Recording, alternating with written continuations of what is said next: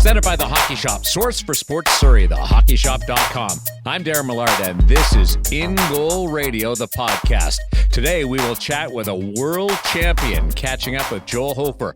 Team Canada surprising everybody, especially after their second game and that round-robin defeat against Russia. That turned the tide because Hofer went in and he ran the table from there, and Team Canada comes home with another World Junior Championship. Then we will also chat with another goaltender who is in the world of hockey, but on a different angle, and that is George Alves. He is working for the Carolina Hurricanes, and he is a guy that went into the goal. He actually played. The equipment manager was the emergency goaltender, and it was quite the experience as we bring in the co-founders of InGoal magazine, Kevin Woodley and David Hutchison. And Dave, let's just chat a little bit about last week's show and how smooth things went. Smooth and short. Wasn't it half our usual length? I really enjoyed getting a chance to chat with you, Darren, and share my thoughts and ideas and hear from you as well. It was kind of a refreshing week, wasn't it? And your segment with Cam, the questions for Cam, it was succinct. It was insightful. I just wanted to let you know that I really enjoyed that segment. Oh, thanks, Darren. I enjoyed the opportunity as well. It was a really great experience, and I enjoyed chatting with Cam. I should do that another time. Yeah, we should do that again. Oh, and here's Kevin Woodley. Kev, how was your vacation? Does this mean I can go back to Maui, boys? Because it was a hell of a trip. So if you don't need me, flights leave twice a day. I'm out.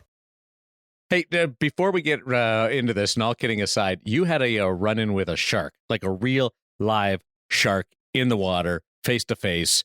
It had a jaw around your arm, and you beat it, and you let it go by fending yourself off with a trapper, right? Or a blocker. Which one was it? Yeah, it was definitely a blocker. Or I just happened to have one swim by me and almost kill me. Not because it was going to hurt me, because I'm pretty sure it was a reef tip. It was about a 5-footer, harmless little black tip reef shark, I think.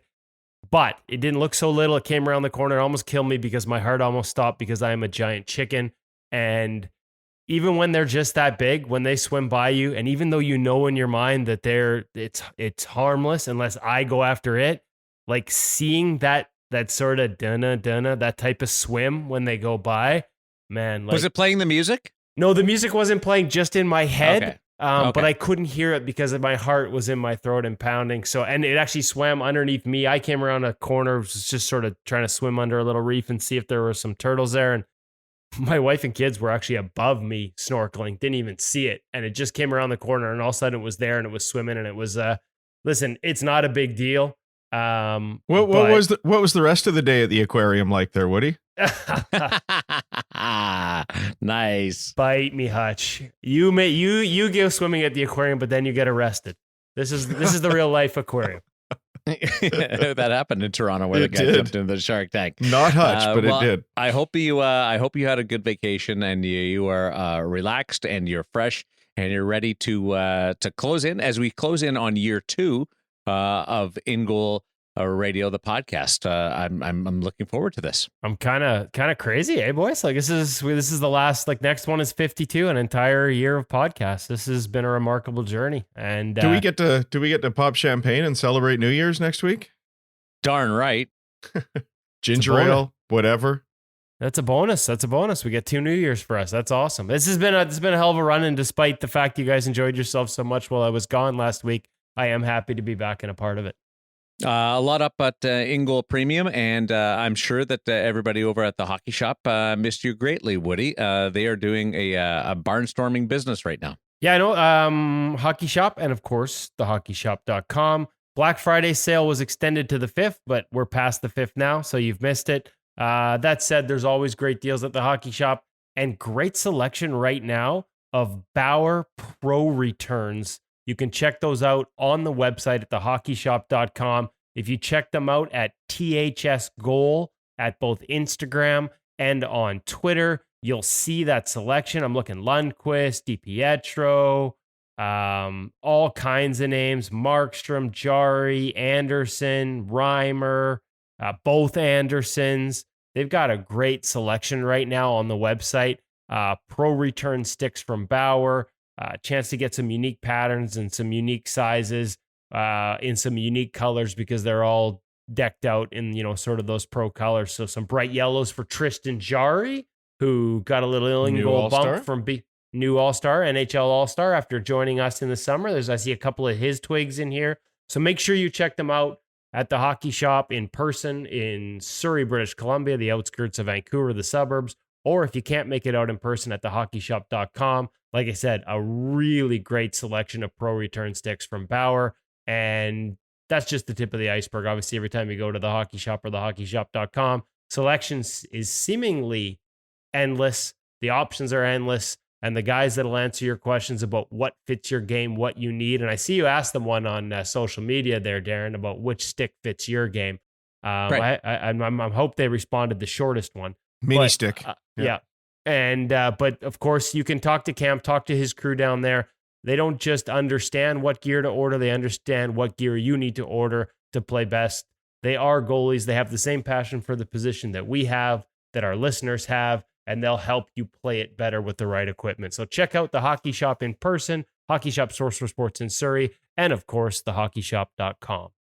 I have a question. Yes, sir. Can you explain to everybody who is not as embedded in this world as you guys are what pro returns are? Yeah, well, Cam, actually, if you go back to last week, Cam gave a little bit of an explanation in the questions for Cam segment. So should we tell people still, or do we just have to go back to last week? I think you can still tell. So there's a lot of different reasons. Sometimes a company might just be pitching a particular goaltender, so they'll send along something that they think will work with them, and then the goalie maybe is like, maybe I want something a little different. Sometimes they're just testing new things and they send them along to try out. Cam mentioned, for example, some different grips, some different shaft diameters, some different colorways. So there's a lot of different reasons that a pro might get a set of sticks or pads or gloves, because we've had some pro return gear come through here as well.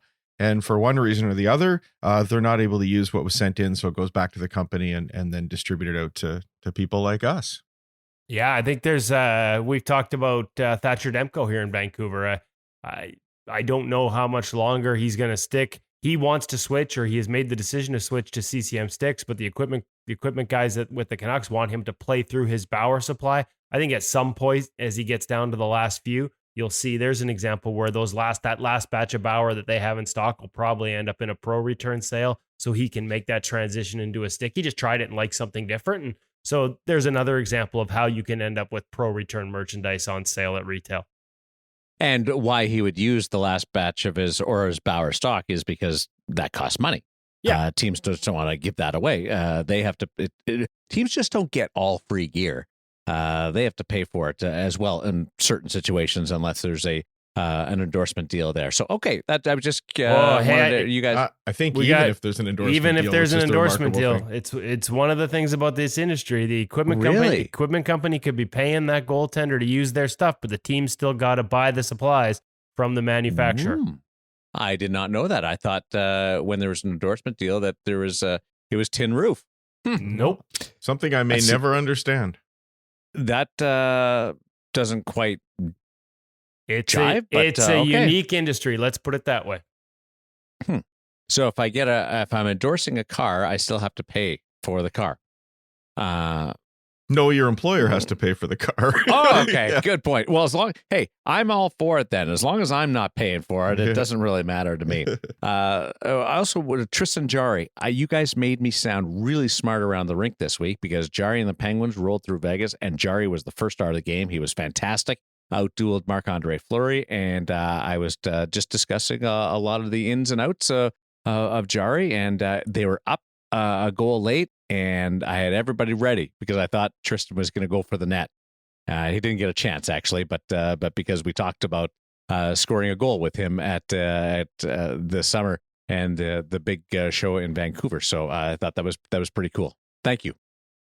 We are here to make you look smarter, Darren. That's for sure. And he just spent so much time with us, and I kept thinking last night as I was watching him, going, like, he was just one of us. hanging out in Vancouver at Tendy Fest. At Tendy Fest, and here he is on this incredible run, and he's going to an NHL All-Star game. Hey, and speaking of going for the net, I think other than winning the gold medal, the most exciting moment for us watching that gold medal game, when Hofer grabbed the puck and put it down and shot for the other end, Maddie and I both stood up and screamed. We were so excited and hoping it was going to hit the net. I mean, that was an incredible moment, but maybe mostly just for goaltenders. Ballsy. That was ballsy. I loved it. I loved only up one goal. I'm not a real big believer in doing it with only up a goal. I'll be honest. It's a bit much. And who's the dummy who interviewed him this week and didn't even think to ask about that? I didn't talk to him. What do you talk to him? As soon as I hung up, I'm like, I should have had that one. Oh, I know. The problem is quite often we interview guys, and of course you know what's happening. You have some time to prep the interview and so on. I woke up in the morning and Joel sent me a note, and he's just, hey, I got time right now and I can't sleep. So how about we do it now? So it just sort of materialized, and I wasn't as prepped as I should have been. Welcome to the club of leaving the questions on the table. You'll get used to it after a while. We'll ask him next time. Woody and I are really good at it. Yeah, it's kind of a dad move, if you ask me. It's a sign of senility. So much a dad move. So many signs of that. Yeah, you know what? You're just get in line, boys. Yeah. You're just you're not as humble as good old Woody and I, are you? Just not quite there. No, I'm pretty proud of myself. Lose that. Pretty proud of myself and my role here as the founder of InGoal Magazine. I'm very proud. We have Joel Hofer and that conversation between Hutch and the world champion coming up in a little bit. But Woody, let's set up your discussion with George Alves, who is an equipment manager. So this qualifies as our gear segment this week, but he's also a goaltender. Yeah, so brought to you by The Hockey Shop and thehockeyshop.com, the gear segment this week. We decided to mix it up. We decided to give Cam a week off. I'm not going to say it was related to having to deal with Hutch's questions last week, but he seemed to need a break. Well played. So we decided to go a different route. And what better route to go? I'd actually been trying to set this up for a few weeks. I arranged it when the Hurricanes were in town here in Vancouver. Unfortunately, as we talk about with the equipment managers, they're so busy on a game day that he didn't really have time to talk to me while he was here. But we set it up for a practice day when he was back in Carolina. Banked the interview this morning, and he's great. A lot of people are going to know about George from his 7.6 seconds of fame. Actually, another friend of ours, Eddie Lack, was injured, coming off a concussion, had some symptoms. I'd heard it was from a soccer game, maybe in the morning skate or something. Might have taken a soccer ball off the noggin. A little two-touch went wrong. Anyways, George ended up getting the call and being the emergency backup. And Bill Peters, the coach at the time, in a very nice gesture, although, as Jordan Sigalet pointed out later, not a legal gesture, because it made Jordan Sigalet's 43-second career no longer the record. George now has the record for so far the shortest career in the NHL. Played the last 7.6 seconds of that game against the Tampa Bay Lightning. And a really cool moment, not just because of all the work he does as the equipment manager, but because he is also a practice goalie for the Carolina Hurricanes. And so we talked about all of that. We also talked about the job and what it's like to be a goalie and how being a goalie benefits him in the role, working in the room as a trainer, as an equipment manager, and making sure the goalies are taken care of. Sorry, wait. Not a legal 7.6 seconds, you said? The emergency backup goaltender needed by an injury? the rules needs an injury to go in order to go in. You cannot dress an emergency backup goalie and just decide to have that moment like the Hurricanes did. Now, I'm glad they didn't call it at the time. Oh, gosh, yes. Because it was an awesome moment. And if you've been around the team, George joked that, it took that 7.6 seconds to end up on the InGoal podcast. And I would suggest to you that if there had been an InGoal podcast before he got into a game, this is a guy we would have wanted as a guest. I love watching him practice. We've got some clips. We'll put it on our social media this week. He's just a great guy. And the guys in the Hurricanes room love him. Cam Ward talked to me a couple of years ago about just how important he was to giving him breaks by going out there and taking practice shots.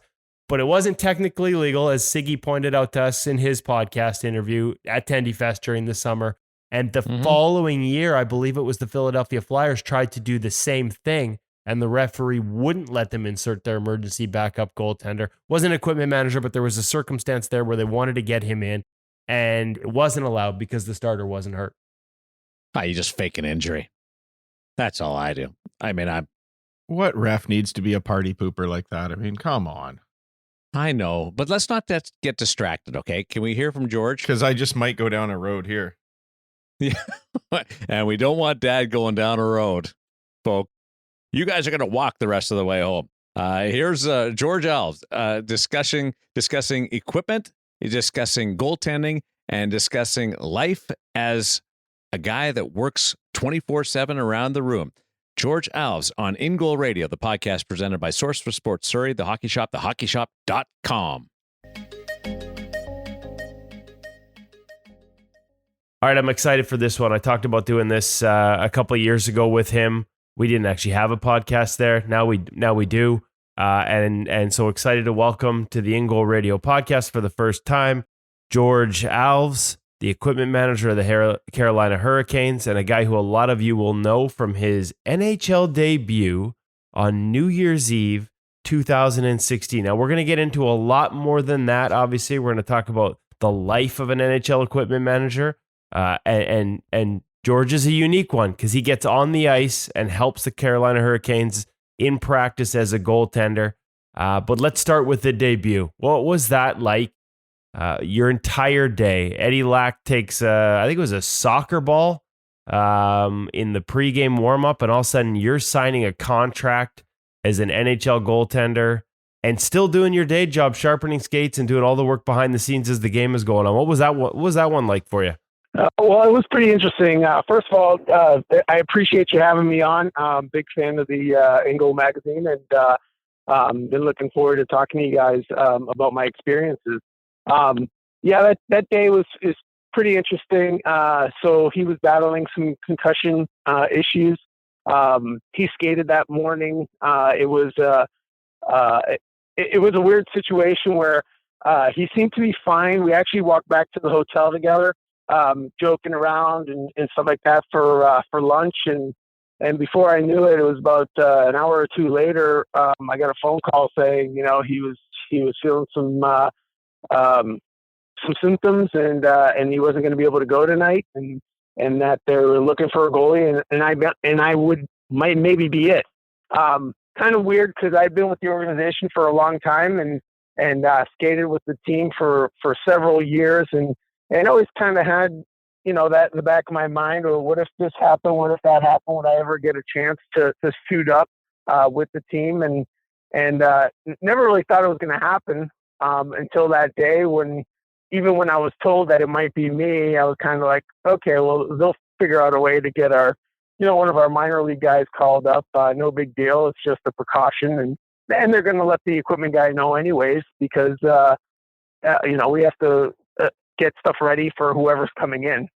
Didn't happen this time. Now, New Year's Eve probably didn't help in terms of getting a guy in.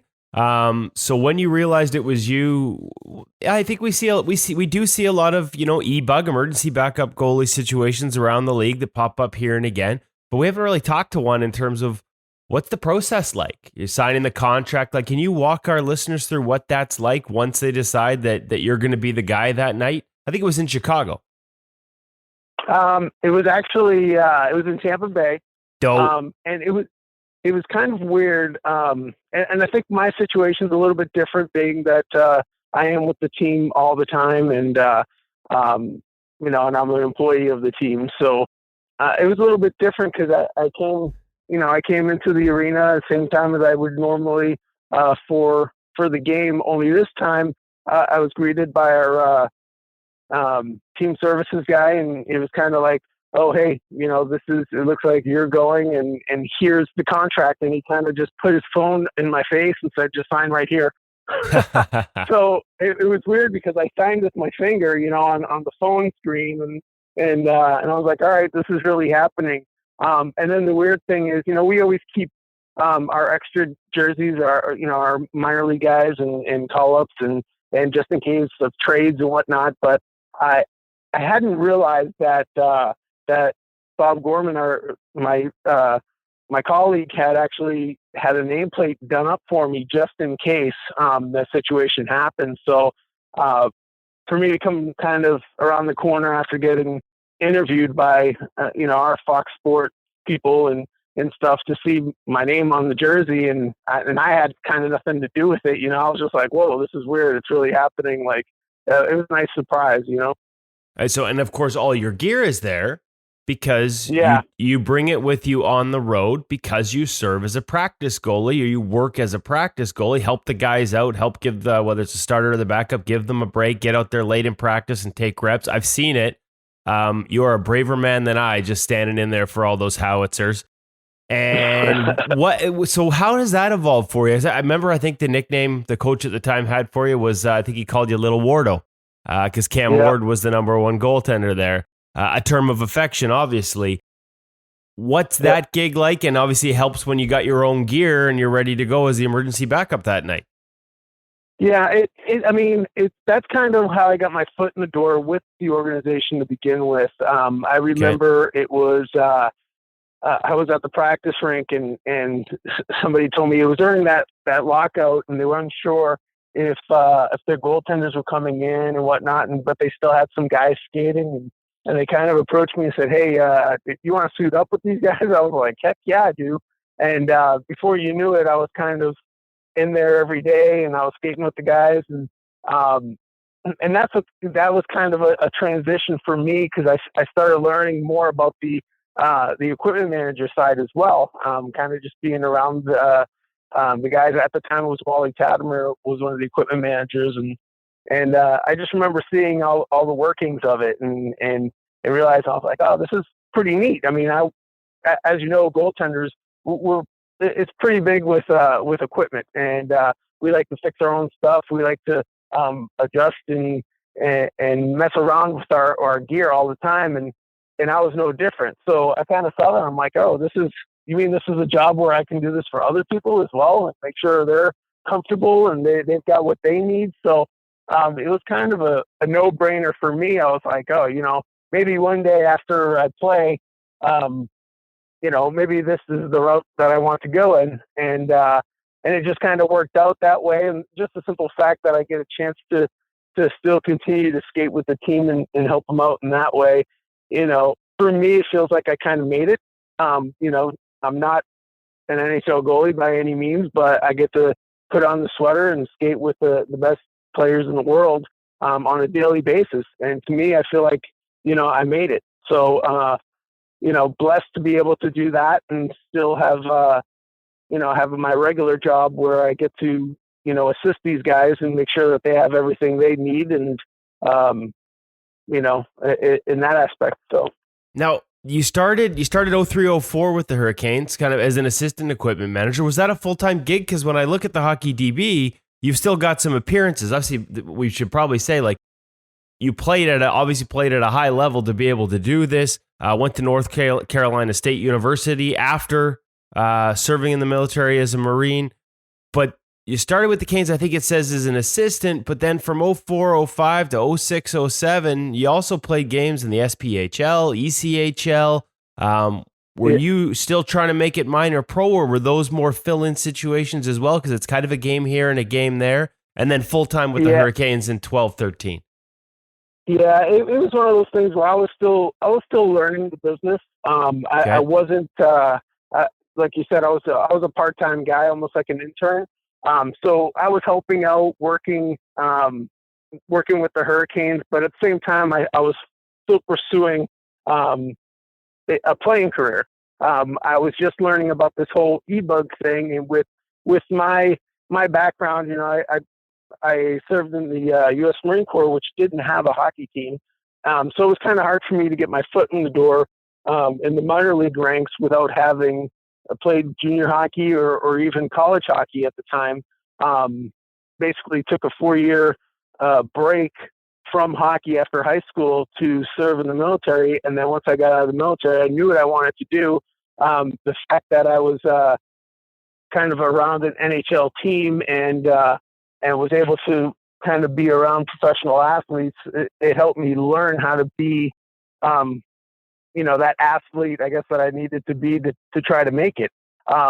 So once I started hearing about these e-bug situations and these free agent camps, I was like, you know what, I'm gonna go for this. I'm gonna try to make it. And anytime I saw an opening or an injury or there was a free agent camp or something going on, I tried to jump on it immediately. And it made it a little bit easier, the fact that I wasn't a full-time employee with the Hurricanes. I was basically, helping out and trying to learn that side of the business, and obviously trying to be around people that I wanted to be more like. Then I was able to go off and do that, whether it be a 2-month stint in Charlotte with the Checkers in the East Coast League, or it might be a 2-week stint with, Bloomington Prairie Thunder of the, I think at the time was the Central League. That's how it went. And goalies out there, there's you have a passion for something, and, some people may think it's crazy to stand in front of, blistering shots all the time. But for me, I loved it, and I still do. So I just did whatever I could to try to get there and get seen. Didn't always work out for me, considering, I was not signed by an NHL team or an American League team. So it was kind of tough to keep jobs. But, I kept at it. And I got a lot of words of encouragement from certain coaches and stuff around the leagues, and said, just keep going. You're gonna end up signing somewhere. I believe it, and sure enough, e-bug assignments turned into contracts, whether it be short or a few months long, and then before you knew it, I was getting traded because teams were kind of seeing a value in me, and instead of just letting me go, they were like, you know what, we might be able to get something. There's 3 other teams looking for him right now as an e-bug. Maybe we can trade him or get something out of it. So it's pretty interesting. There's a ton of stories with kind of my adventures through the East Coast League and Southern League and stuff that were, it was fun. It was educational. I kind of wish I could still do it. Unfortunately, with my position now, I do have a lot of responsibilities and commitments to our organization now, so I'm not able to do that. But at the same time, I'm still living the dream. Still can suit up and get out there and practice with the guys regularly. Well, and you talk about seeing value and those teams seeing value in you as you were pursuing your career still. I know for a fact that the Carolina Hurricanes goalies see value in the role you play, helping them out in practice, suiting up and getting out there. It's frankly, it's something I've talked about. You're kind of my role model for this. I think NHL teams at a time when we talk about the need to back off workload, and you know as well as I do that not all practices are good for goalies. A lot of times these guys are just out there, it's almost like target practice. The concept of a practice goalie. Have the guys talked to you? Because I know they've talked to me. I remember talking to Wardo about it, late in his career, and just how valuable that is to have a guy that, hey, they don't have to stay out there for every rep. They can maybe get off a little early and start getting ready for the game the next night because they know they have you and they know they can trust you to go in there and work as hard as you do and give the shooters a challenge so the other guys can stay out there and skate and not feel like they're getting slighted. Yeah, it's one of those things. I've kind of always looked at it as kind of the bullpen catcher. Those are the guys that don't really get to play in the games, but they're pretty crucial and essential for the organization to get the pitchers ready to go during the game. So whenever somebody asks me about it, I kind of tell them, hey, it's kind of like that scenario, that situation. I'm kind of the bullpen catcher. I'm not going to play in a game, even though I did get put in one game. Right. But I'm not going to play in a game, but I'm kind of there to help the guys get prepared to play. And talking about it, kind of helping out the goaltenders.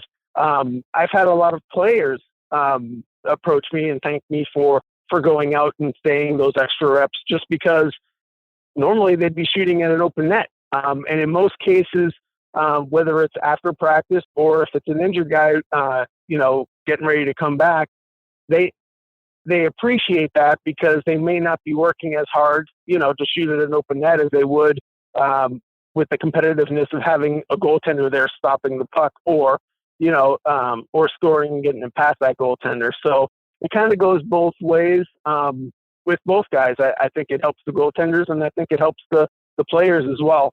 So it boils down to anything that I can do to help out the team and make everybody better, then that's what I'm there for. Yeah, and I've seen you snap that glove. There's no cheap ones by you, that's for sure. Talk a bit about the role for me, George. The equipment manager side of things and the benefits, as you said earlier, growing up a goalie, stitching up our own gear, knowing the equipment. I mean, for a lot of these guys, although sometimes increasingly I see young guys, I ask them about their gear and they tell you, I don't know, I just play in what they send me. But for the most part, there's still that passion for it. How does it help to be a guy who understands that, who knows the gear?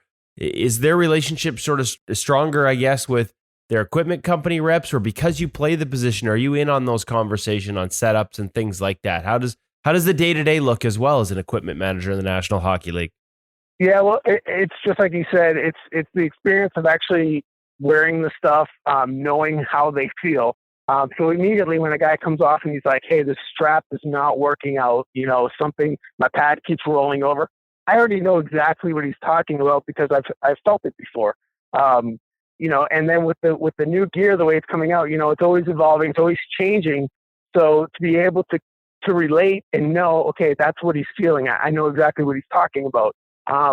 It's a huge help. It's a huge help, especially on a day-to-day basis too, where, if a guy comes to me and he's like, actually timing wise as well, a goalie comes off the ice, Bob or Skip will immediately kind of, shun me over to them because they know, okay, I have an idea already right before he gets to me just by watching him what the problem might be, and I'll be able to resolve it pretty quickly. I've had a few situations too where, a rep might come in to talk to one of the guys, and we're kind of bouncing ideas back and forth over this new pad design or something.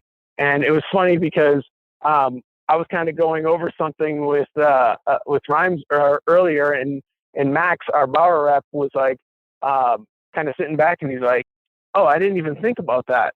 You know what I mean? Like the way I was trying to explain the new pad, it was just something that I was used to and that I knew. And he was like, "Oh, I didn't even think about that. You're right. That's why we did it this way."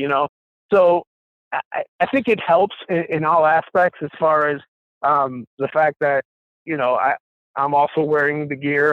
The guys are can kind of relate, or I can relate to what they're talking about when they're they've got an issue or something like that. So I think that helps. If that makes sense. I'm kind of rambling a little bit, but I'm just thinking of different scenarios or different situations that have come up just recently that gets kind of a quicker response. I think just because I have an idea of what they're feeling, or have repaired stuff myself to make myself feel more comfortable in my gear.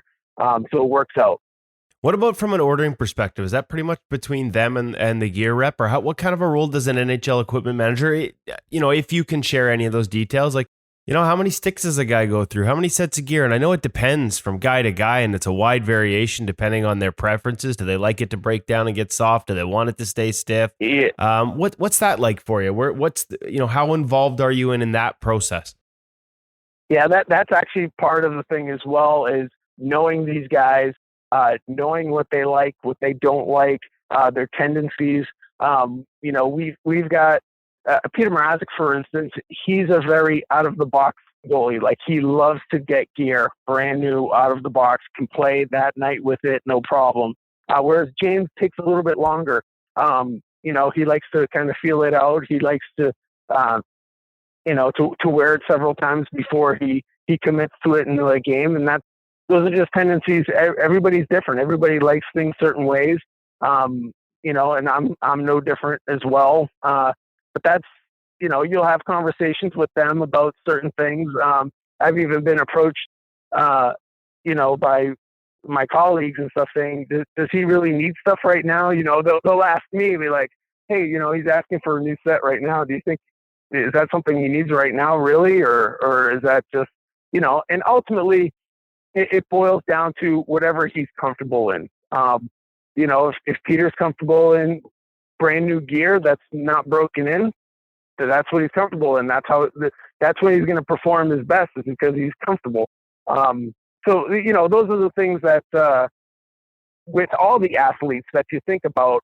You're like, okay, well, he likes his gloves in his in the glove dryer. Some goalies will don't want to change gloves during the game.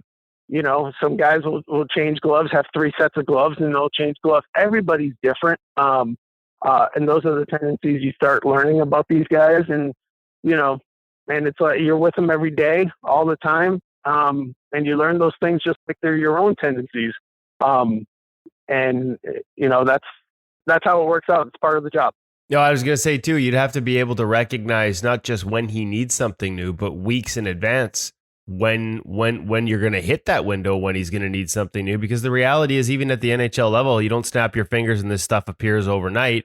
It has to be manufactured. It has to be shipped to K, Whitmore in Toronto, to be signed off on, make sure the measurements are fine before it gets to you. So you've got to kind of anticipate when that guy's going to say, hey, I'm ready for a new set of gear. Because if you place that order when he says that, it's probably too late. Yeah, you do have to anticipate, but at the same time, communication's key. So as long as you're talking to the guys and you kind of know, that's the thing. I'm almost going to already know, okay, he's going to want another set here coming soon. Playoffs are going to start. Obviously, we're going to go with another set there. Right. But then you get thrown curveballs from time to time. All of a sudden, he gets a sample and he really likes a sample of whatever it might be. And before you know it, he's switching, and whether it be a stick or skates or whatever, and you're like, oh crap, I already have inventory of that. And you make it work. You just figure out a way to make it work. Ultimately, it's making the guy comfortable so he can perform at the highest level. And that's my job. That's my role. That's what I do on a daily basis, is make sure they're ready to go at all times. Okay, now speaking of being comfortable, we're going to wind this right back to where we started. We never got to the game itself. That night on December 16th, New Year's Eve in Tampa Bay, corrected me, my mistake on, I don't know why I had Chicago in my mind, George.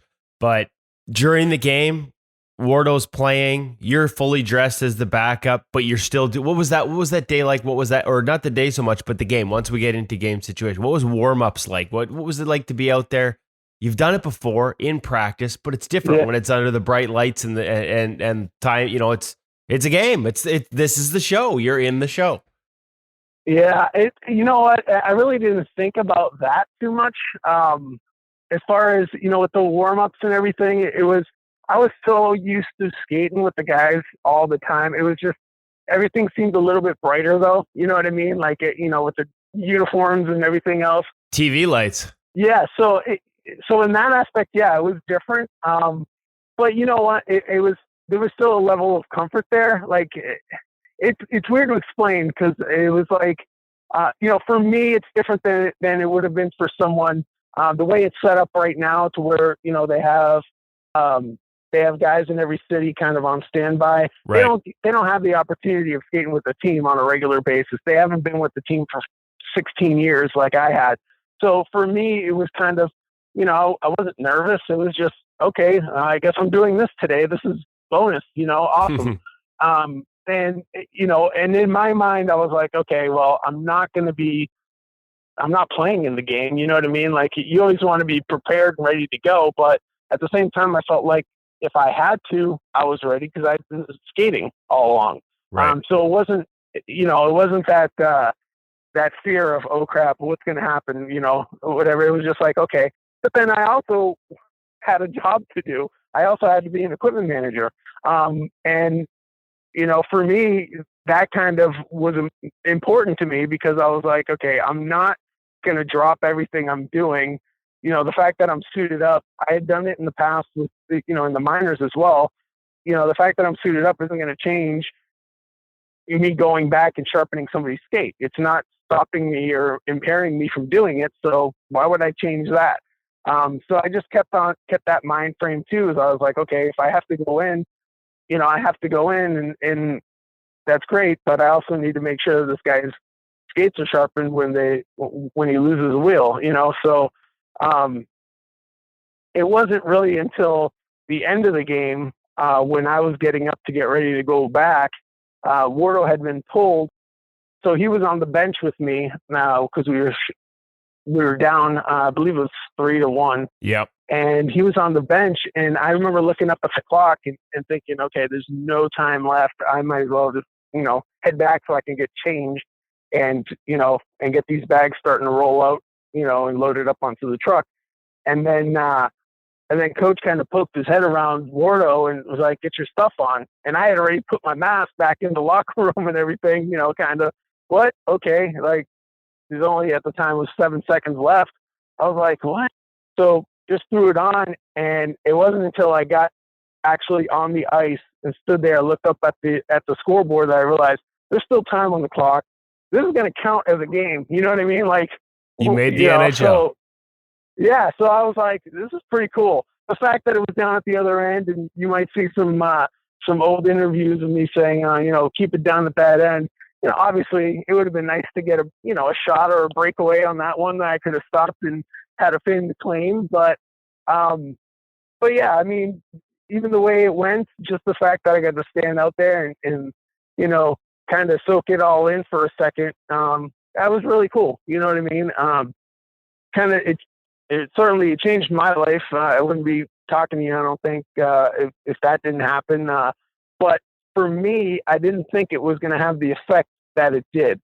For years, I had been skating with the team and never really got, with the exception of local press, never really got, interviewed or approached about me skating with the team until after that happened. And then all of a sudden, it was mail from around the world. It was TV interviews. It was, NBC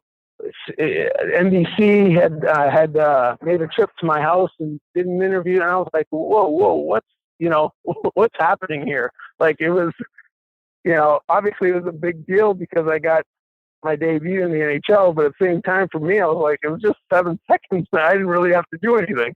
So it was pretty, it was interesting. It was different. It was neat. And I enjoyed every last second of it. And it was well-deserved, George. Having talked to the guys over the years about all the work you do for them, not just as an equipment manager, but like I said, the practice stuff.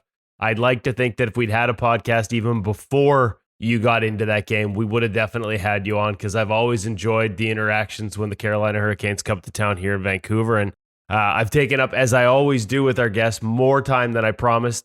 It's a practice day for you. I know you've got lots going on. Not sure if you're going to head on the ice today, but I know it's a busy day nonetheless.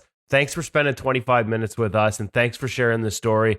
And if you don't mind, we might hit you up again, because like I said, just the insights into the job and what it's like back there, like beyond getting into the game, those are things that I know our listeners are really going to appreciate and enjoy, and I can't thank you enough for taking the time to share them. Thank you very much. I appreciate it.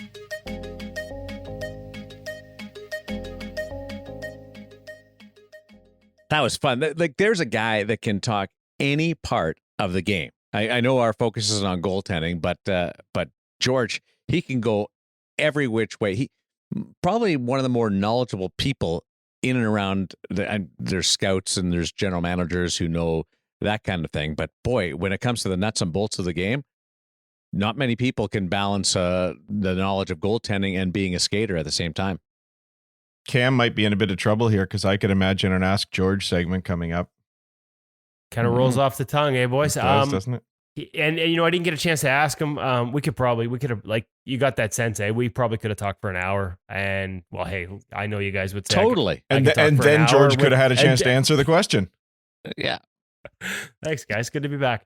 Yeah. And honestly, I didn't get a chance to ask him, but I read in one of the stories that, like, I know he was a really good goaltender, played, I think it was North Carolina State, but that was after he did his 4 years in the Marines. And when he enlisted, he actually had offers, and his parents kind of held the offers back from him to go to school to play goal, because they didn't want him to second guess the decision he'd already made to enlist and be in the Marines. So really? Yeah, I read that. I didn't have a chance to ask him about it, but I mean, he's a fascinating guy. I can, like, again, Bill Peters used to call him Mini Wardo. or Little Wardo, and just absolute term of endearment.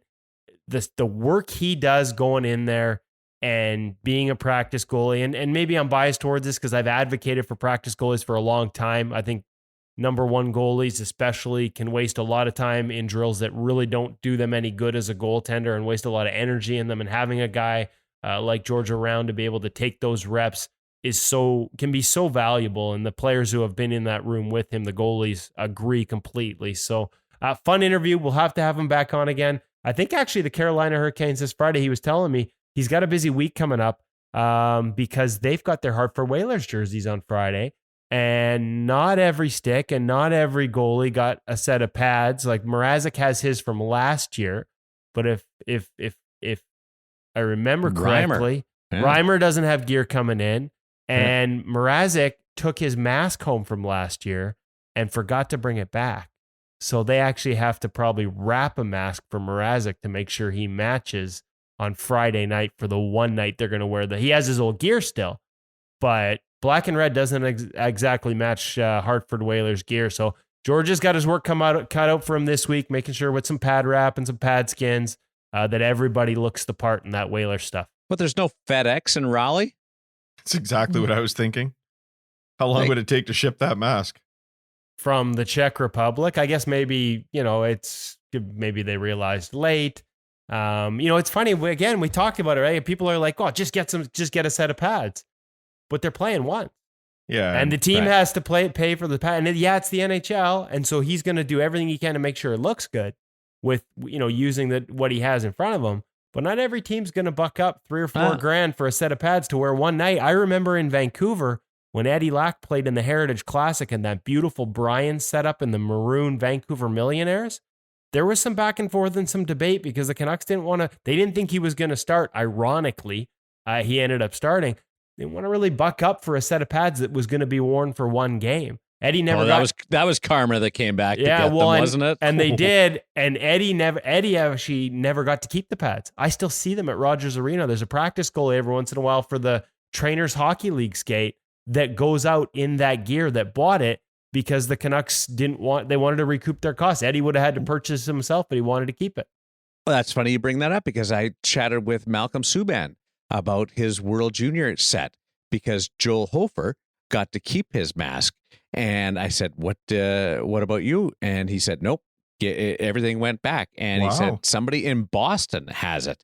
And when he went through, it originally went to the Hockey Hall of Fame, he said, and then somebody in Boston ended up with it, and he ended up being requested to sign it, and he signed that stuff. So Joel Hofer, this might be something new that they've done lately, but he should feel really lucky that he got to keep his gear. Well, we talk about this. Your partner in crime there, Darren, made some headlines here in Vancouver, and I actually knew about this back in the summer, but hadn't really talked about it publicly. But when he went through that crazy year last season where the Senators traded him to the Canucks while they were in the same building. This is Mike McKenna, right? Mike McKenna, he never got his jersey from the Vancouver Canucks. Their equipment staff swears, and I trust them, they're good people. They thought they'd given it to him. That's what they said.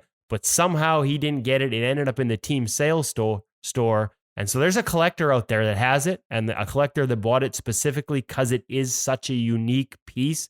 He only spent 2 days with the team and wore it on the bench for 2 games. But he doesn't have it, and he can't get it unless that collector decides to have a change of heart and part with it at a reasonable price. Mike McKenna, he's still looking for that jersey, and it's kind of come up here locally online. So I think there's these discussions with equipment managers and how these things work behind the scenes, and the fact they do have to adhere to a budget. Not all of them are willing to be as open about it as George was and share some of those details, but anyone that is, we sure appreciate it because I think it gives us a glimpse into how this world works. Well, then Joel Hofer really came out of this smelling like a rose because he gets to keep his gear, he gets to keep his gold medal, and he has the memories of a world championship where he came off the bench and secured and settled down a team that was in the midst of a real situation after the Russian game, and he ran the table. Here is Joel Hofer in conversation with David Hutchison on InGoal Radio, the podcast. We are here with Joel Hofer, world champion goaltender from the Canadian junior national team at the recent World Championships. And Joel, you had a fantastic performance. How you feeling now that you're home? Yeah, I'm feeling nice. I mean, obviously, it's been a crazy, couple 24 hours. So, yeah, it's definitely nice to get home and kind of get settled in and, kind of come into reality on, what's kind of happened over the last couple of days. So. Take me back to this summer, because you weren't even invited to one of the Hockey Canada camps. How are you feeling then, and what happened over the last few months that opened this door for you? Yeah, I think so. I mean, obviously, it's I wanted to be invited to that camp, but obviously at the same time, not getting invited kind of set a spark in me and kind of motivated me more to push and a big thing for me was just that. That's not the final decision, right? There's always time to, kind of show what you're about. And I think just me going into Portland, just playing one game at a time. And I think the rest will take care of itself. So. Kind of a recurring theme for you, the underdog. I mean, I read a story that your first year Bantam, you were playing AA, weren't drafted into the Western Hockey League. What's that whole ride been like for you? Yeah, it's been crazy. I mean, obviously, growing up, I didn't play AAA until I was, I think 16, right? So, I was always kind of a late bloomer in a sense, but, I kind of, always motivated me to be better. And, I always wanted to, play on the highest stage. And, I think it just goes to show that, with hard work and, if you're really dedicated to something and, you truly want to, get there and, you have goals and, I think that, it'll work out for you in the end. So what's your support network been like growing up? Who are the folks that really gave you that strength to keep pushing? Because that's got to be tough as a youngster. Yeah, my parents for sure. I mean, they've been there for me ever since, I laced on the skates. So, they've always made huge sacrifices for me. And, with, driving me to the rink early in the morning. And, I know when I was 15, they made a huge sacrifice for me to, move to Kelowna. And, it was a really good opportunity for me there. So, but yeah, my parents have always That's the, there. Kelowna, that's the Pursuit of Excellence Academy. Yeah, exactly. I was there for 2 years and, that's kind of where I started off. And, it was a really good 2 years for me. Fantastic. All right. So now let's head over to Europe and what was that like? You were there early getting ready for the tournament? Yeah, it was. When did you arrive? Yeah. Obviously we brought over 3 goalies there. So, going in there, none of us knew what the situation was. You didn't know who was starter, who was backing up or whatever. But, I think just going into that, just, for me, just, go out there and have fun. And, it's once in a lifetime opportunity, right? So, the other biggest thing for me was just that, just to be on that team was, it was really a dream come true. So, I know just whatever moment or, position I would be in, I would be, just really grateful for it. So when you were growing up, everybody's had that road hockey Stanley Cup moment where we're pretending. Did you visualize the World Juniors as a kid? Yeah, of course. I mean, ever since I was a kid, I mean, I think every hockey kid, always watched the World Juniors. And, it's just really, really remarkable. I can't really put into words. I mean, everything's kind of happened, really quick within a month and, it goes by really quick, but, it's definitely a month I'll never forget for the rest of my life. That's awesome.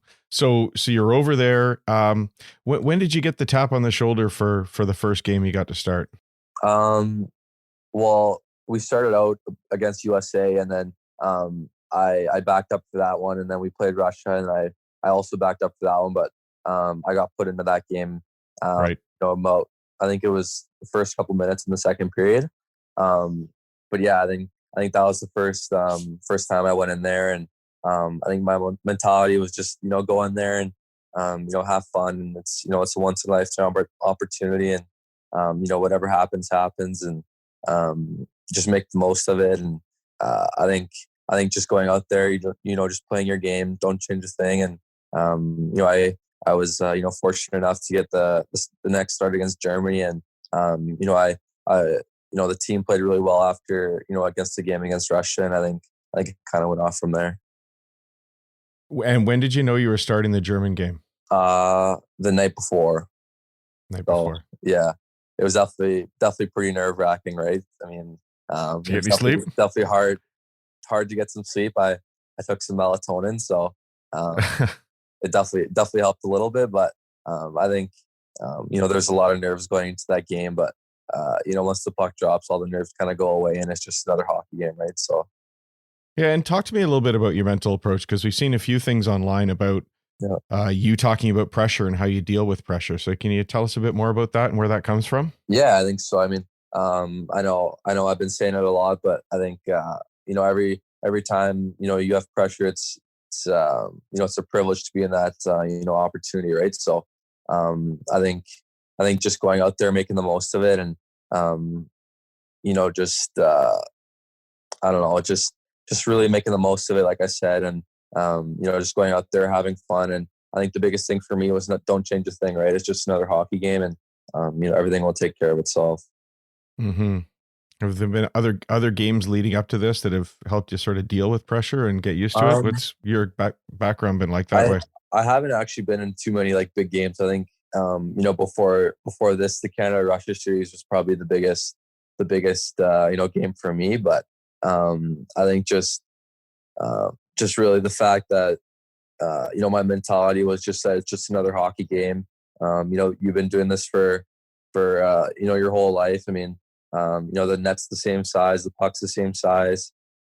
Just going out there and having fun. That was the biggest thing for me. I mean, when you're having fun, I think that's when you're playing your best, and that's why you play hockey, right? It's just for the love of the game. So probably I think just that those things for me was definitely a big part of my success.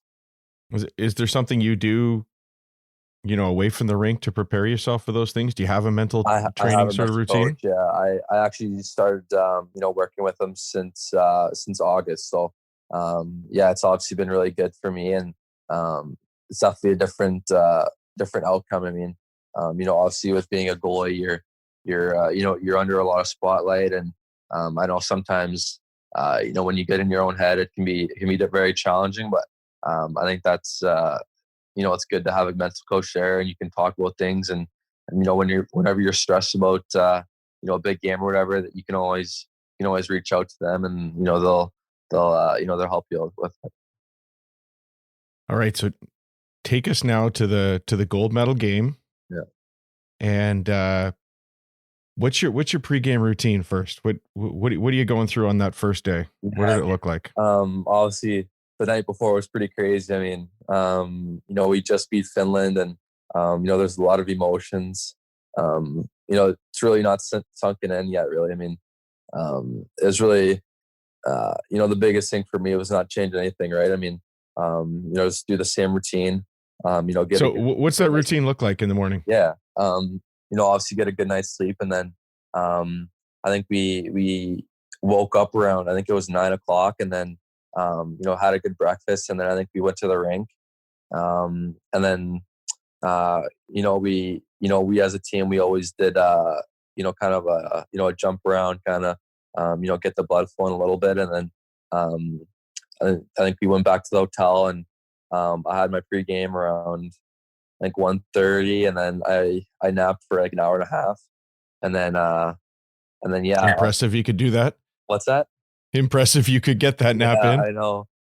Usually I can sleep pretty well, for naps, but I had an hour and a half nap, and then went to the rink for 4, and then after that, you're really just dialed in, and you're kind of your mentality is it's just another game. But obviously there's a lot more to that, right? I mean, you're just that much more focused, and you're obviously just excited. I mean, obviously just before going to the rink, I was watching some YouTube videos on Canada winning, and nice.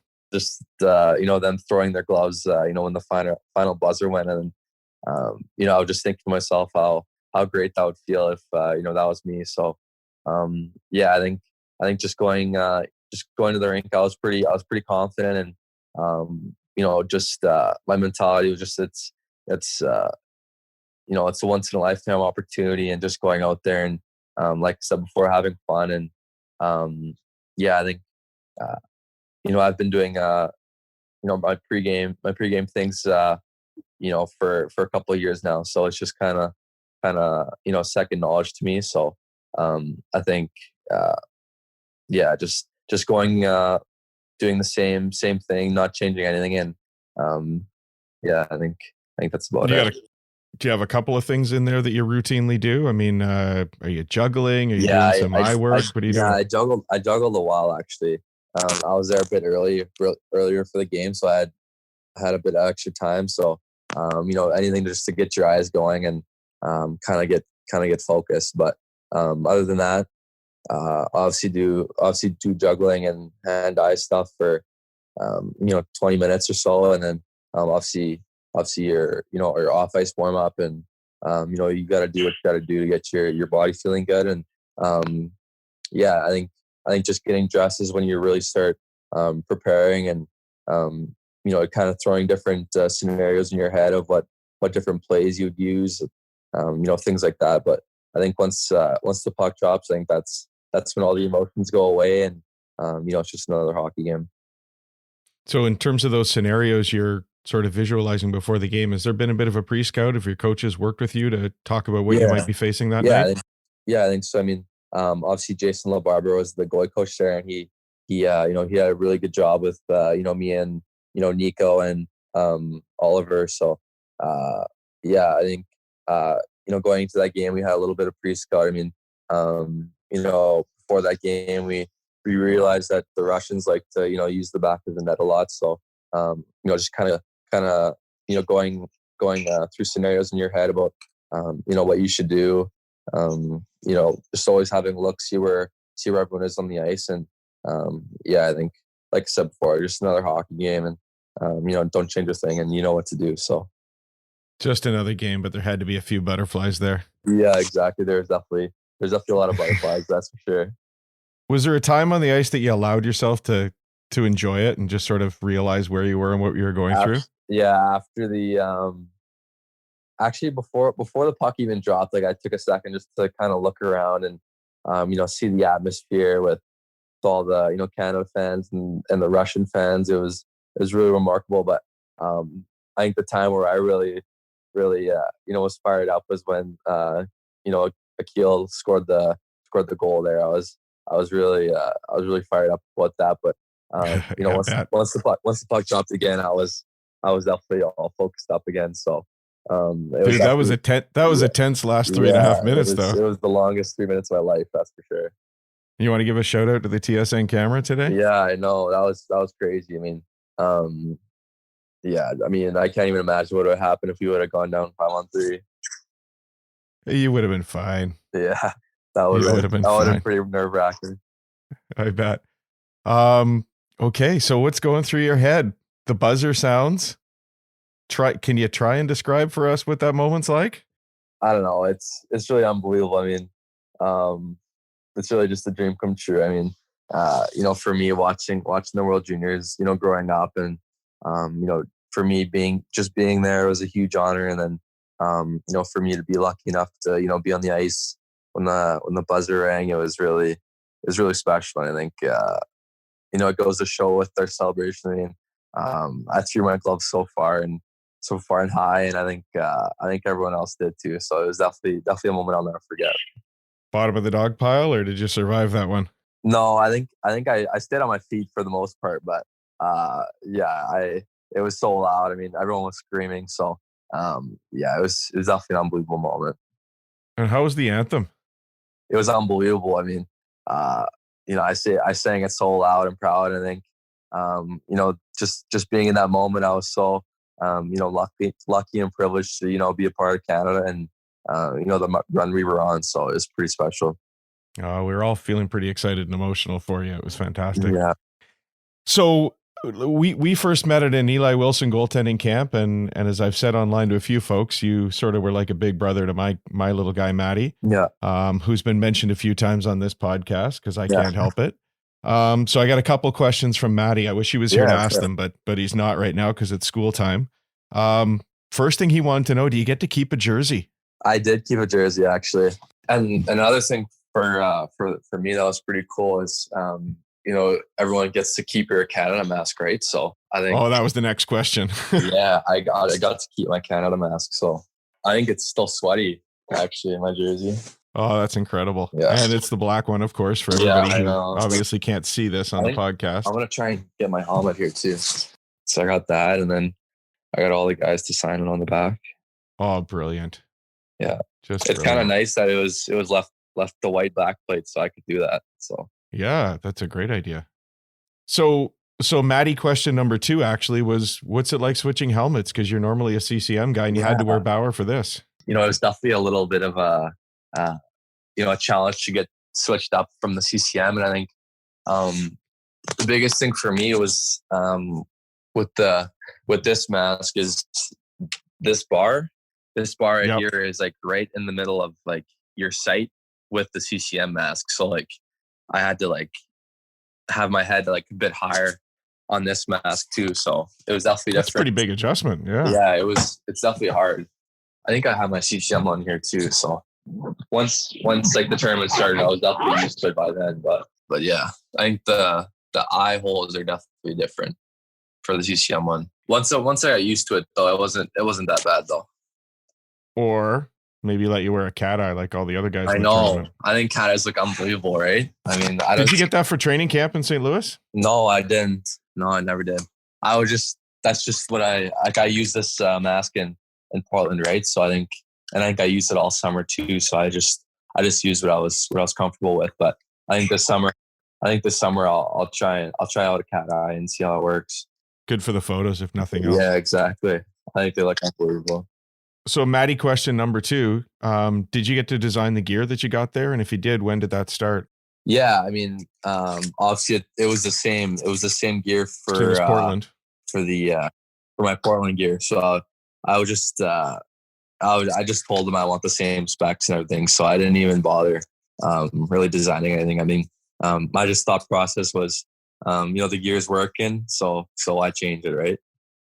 Pretty sweet setup Nico had though. Yeah, it was unbelievable. I mean, I think he said that InGoal, his GM doesn't let him have like solid color gear, so I think that's okay. What he went all red. Right on.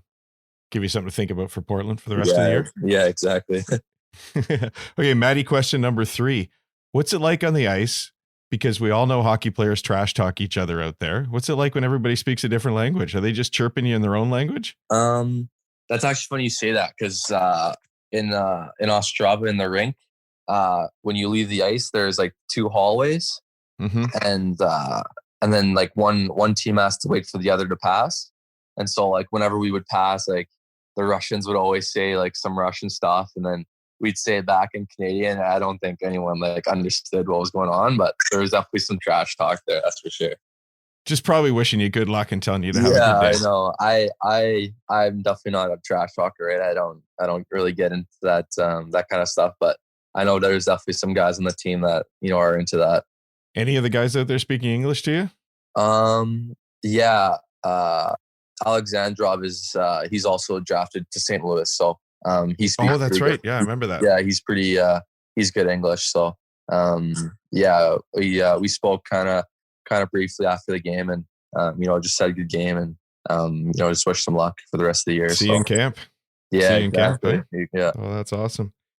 Well, thank you for taking the time with us today, Joel. Yeah, hope it's not the last one. You're the first junior goaltender ever to make it on the show, and That's all awesome. it took was a world championship. Yeah, thanks for having me.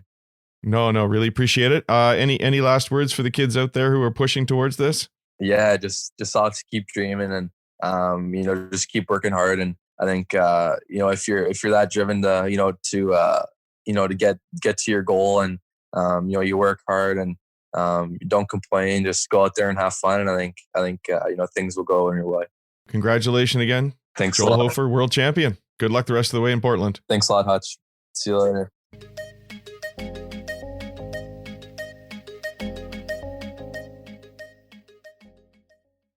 That backplate will be a really cool keepsake, and funny enough that it just ended up the perfect color, white backplate, and it's got all the signatures on it.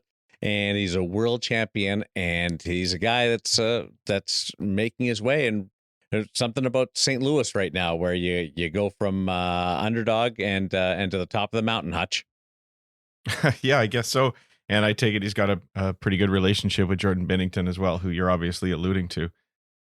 Fantastic young men, similar personalities in the sense that they're both very quiet, soft-spoken guys. I haven't seen quite that biting sense of humor that we all get to enjoy of Jordan's, but yeah, similar sort of stoic guys, and he's just been a really good influence in our lives for the last several years. As I think I alluded to in the interview, we met Joel for the first time about 3 summers ago in Toronto at one of Eli Wilson's prospects camps, where I was doing some work and my son Matty was a student, and Joel sort of took him under his wing, and as he did with everybody, it's really interesting. You get a sense at these camps. I mean, there are some kids that are up and comers. There's usually half a dozen or 8 Western Hockey League goaltenders there, and then sort of everything in between. But you know who the guys are that are real players, and Joel's obviously one of the premier guys on the ice, and yet everybody's the same,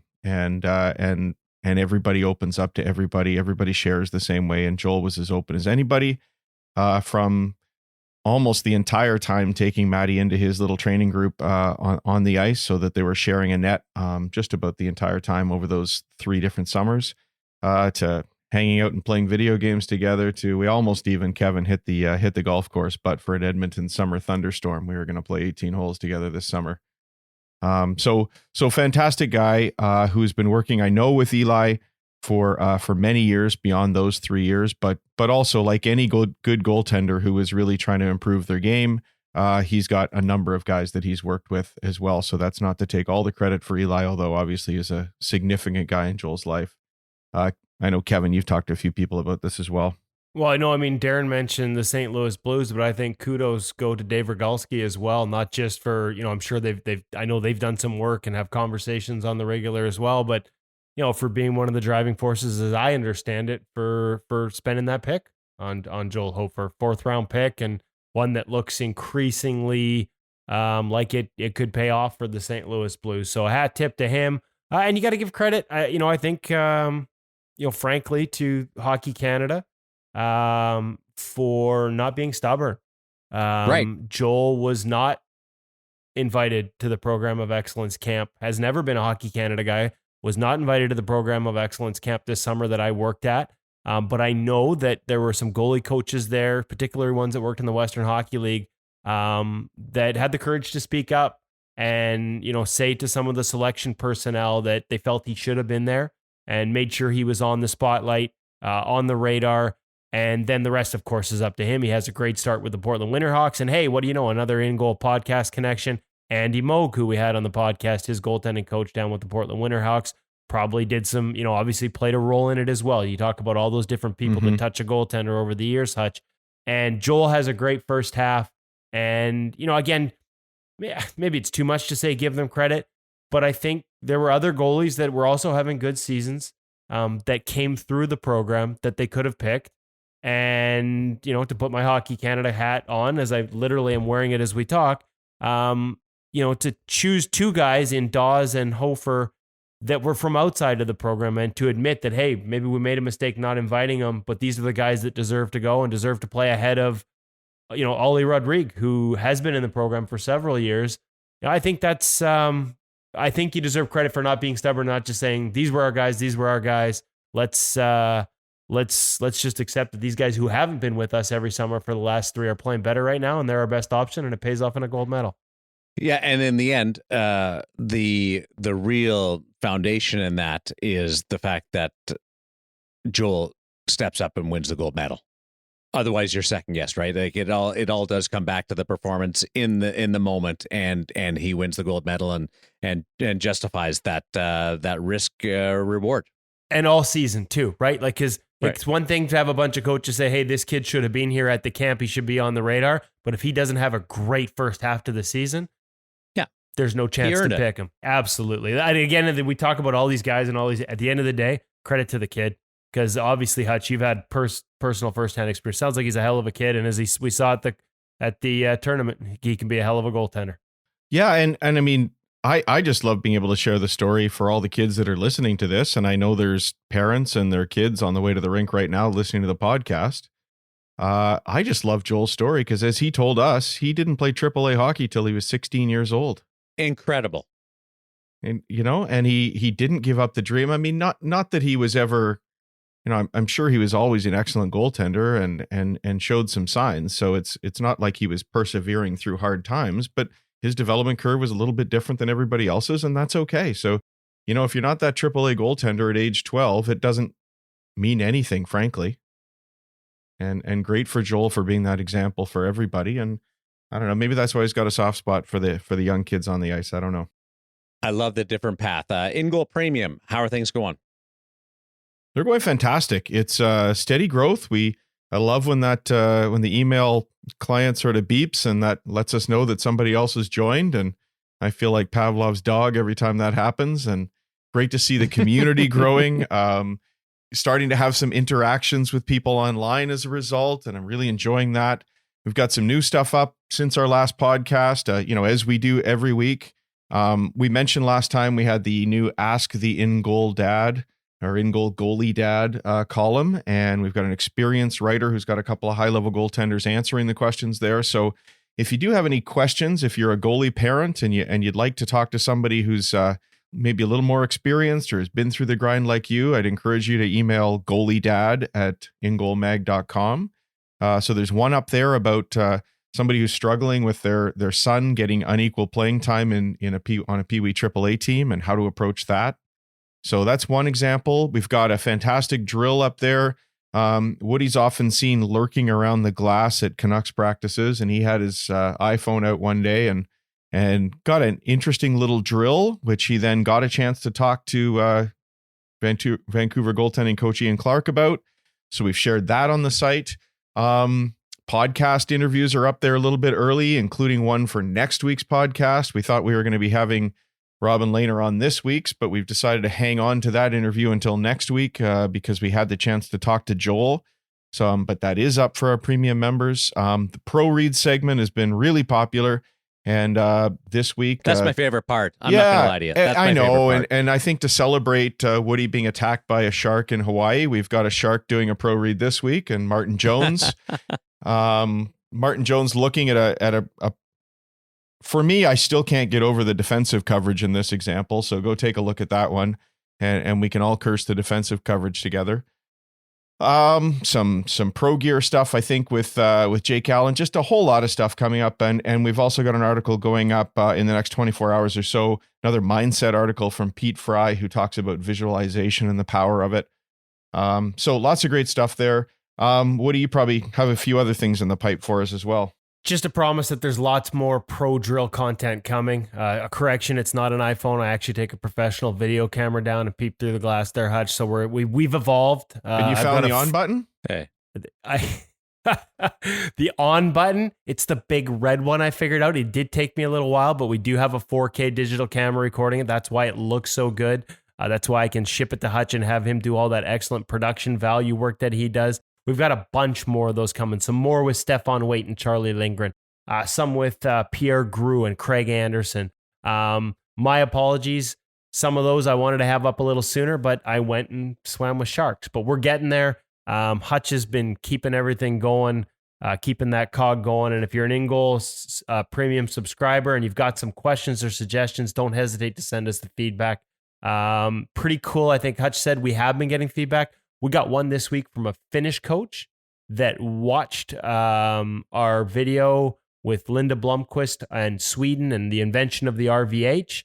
And he actually sent us some video of sort of what he calls an active hands RVH. And we're actually working through an article right now. This is a guy who works with pro goaltenders at all different levels in Finland on the way they're trying to maintain active hands through RVH and through post-play sequences. And so here we've got coaches from different countries now playing off each other within the pages of InGoal Premium. So a pretty cool kind of experience and a pretty good access for goalies everywhere to see, coaches from all over the place, include right up to the NHL, how they coach, how they work, and some drills and things that, from what we hear, Hutch, people are taking them away and using them on the ice. Like, we're not just parents and volunteer coaches with youth teams, but even beer leaguers telling us they're getting better as a result of watching this stuff. Yeah, really, really exciting. And it's just going to keep growing and growing. My best interaction of the week, I have to say, though, is more about the podcast. It wasn't really about Premium, although he will be reading Premium soon, was one of our listeners who tuned in to NHL TV and was excited to see that the guy who became famous on the InGoal Radio podcast is now on TV. Congratulations, Yes. Darren. Thank you.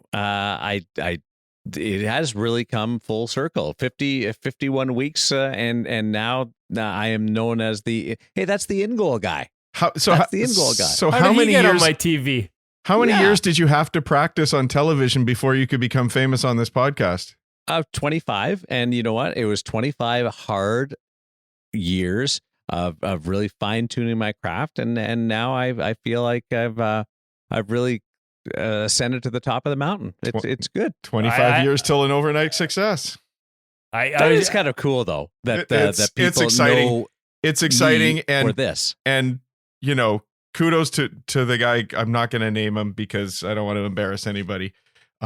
He actually has nothing to be embarrassed about because he didn't have access to Sportsnet where you grew up before moving down to Vegas. So it's just awesome that we have somebody listening to this. So we know we have one listener in the United States at least.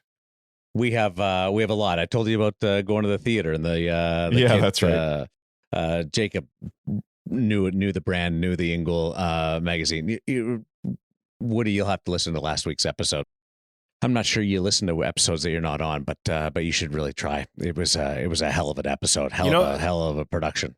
The fact I'm not on it, I actually do need to go back and listen to it because I don't know about you guys, I cannot listen to my own voice. It just makes me cringe. But the fact I got a week off, I promise, boys, I'll go back and listen to it. Only reason I haven't is since I got back, I've been sick and busy trying to catch up, making sure I get Hutch some more content for the InGoal Premium crowd. Oh, Woody's sick and busy. I'm sick and tired. Yeah, and I'm just ill.